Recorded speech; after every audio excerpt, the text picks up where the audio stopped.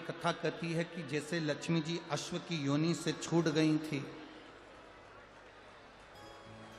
अश्व की योनि से, घोड़ी की योनि से माता लक्ष्मी छूट गई थी और भगवान नारायण के साथ में जाकर वापस वैकुंठ में विराजमान हो गई थी।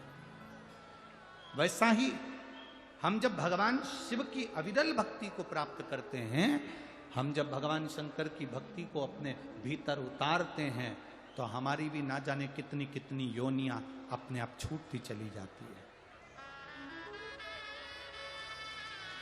हमारी भी ना जाने कितनी कितनी योनियां अपने आप छूटती चली जाती है। कितनी योनियां।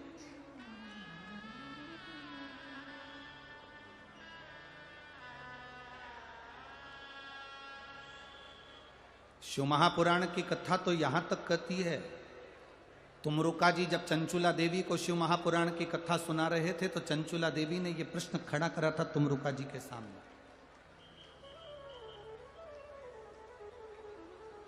तुमरुका जी के सामने यह प्रश्न खड़ा कर दिया था चंचुला देवी ने। तुमरुका जी से कहा था, तुमरुका जी, मेरा पति तो प्रेत योनि में चले गया, मेरा पति बिंदु तो प्रेत योनि में पड़ा हुआ है। आप जो कथा कर रहे हैं, क्या मेरे पति को वो कथा का फल मिलेगा? शिव महापुराण की कथा कहती है, तुमरुका जी ने चंचुला देवी से कहा, सुनो चंचुला देवी, जितने भी भक्त शंकर की कथा को श्रवण करते हैं, केवल एक व्यक्ति को ही नहीं, जितने भक्त शिव महापुराण की कथा को सुनते हैं, चाहे वो टीवी पर सुने, मोबाइल पर सुने, चाहे पंडाल में बैठकर सुने, अगर प्रतिदिन रोज में आप 10 मिनट भी भगवान शंकर की शिव पुराण की कथा सुन रहे हो, तो अपने पूर्वजों को 71 पीढ़ी को पार लगा,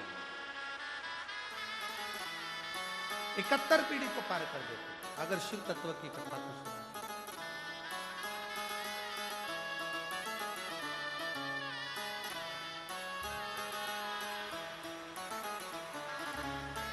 ये वही बच्चा है जो गर्भ में एक बच्चा शांत हो गया था 6ठे महीने में, और गर्भ में दूसरे बच्चे के लिए इस माँ ने शंकर जी के मंदिर के बाहर बैठकर भगवान शंकर का जल पी पी कर 3 महीना निकाला, और 9वें महीने में इस बच्चे को जन्म दिया।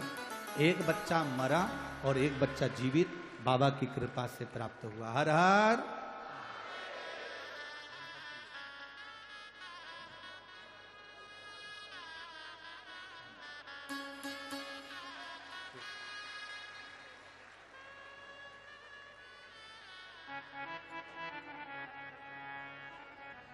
शिव की उपासना, जब हम उसके भरोसे रहते हैं तो जीवन का एक आनंद ही होता है। इसीलिए कहते हैं, हम तो बाबा के